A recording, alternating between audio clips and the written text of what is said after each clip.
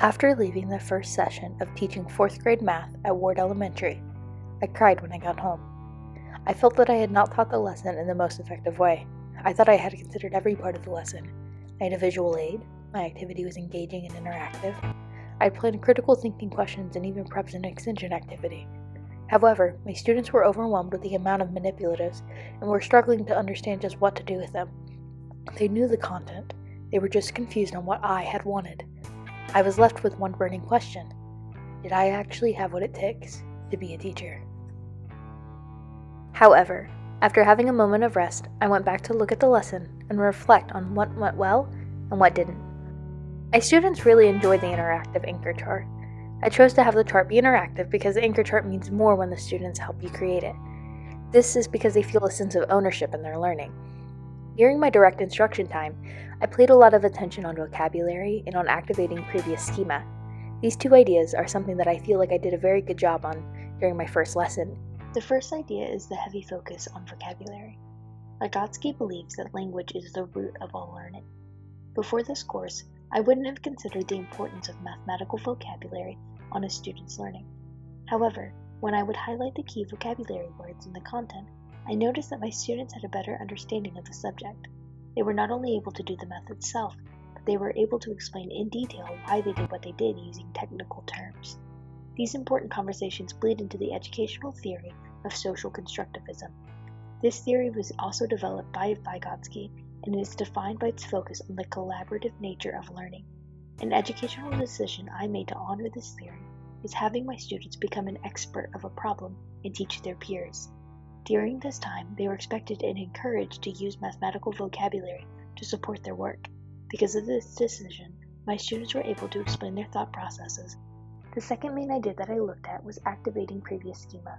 Schema is a concept proposed by Piaget as units of previous understanding that ideally can be related to new concepts to develop a deeper level of comprehension. The way that I incorporated this into my math sessions at Ward is by simply asking my students what came to their mind when I said a different math content. I made sure to explain to my students that there was no right or wrong answer that they could give. I simply wanted to know what they thought when they thought of that subject. Often, I would share my own thoughts and connections as a way to transition into the anchor chart into the rest of my lesson. By having them think about the content in a risk-free way, I was preparing my students for the lesson by prepping their brains to think about that area. The first few sessions, my students were a little hesitant to add their thoughts. But as time went on, they knew that they could share any thought about the content and that it would be considered valid and meaningful. Another thing that I learned in the field was the importance of having the right amount of manipulatives and visual aids. Joe Bowler, a professor of mathematics at Stanford University, believes that most good math teachers use manipulatives to enhance the understanding of the concept. Research has shown that educators who use manipulatives actually encourage higher levels of thinking and achievement from their students. By adding a visual aid to the content area, students are able to visualize the connections between mathematical concepts on a page and real-life implications. I noticed that my students needed the right amount of visual aid, meaning that they couldn't have too many manipulatives. I found that when I attempted to use multiple manipulatives or even kept them out for students to use during independent practice, that my students were extremely overwhelmed.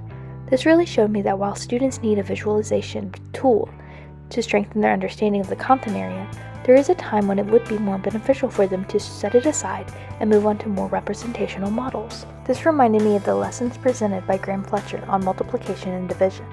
He noted that as children begin to understand a concept, they stop needing the visual models and look for the relationships between the problems and the numbers. This helps demonstrate their growing fluency and understanding of number relationships.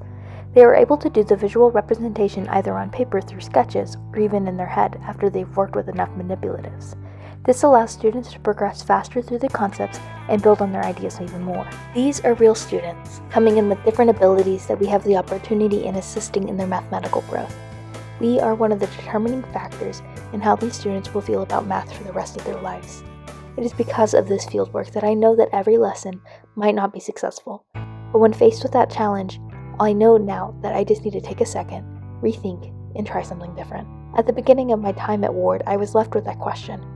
Am I qualified to be a teacher? I think that the biggest indicator of if a person is qualified to be a teacher depends on if they are comfortable enough to reflect and question their own thinking, and if they themselves are willing to learn.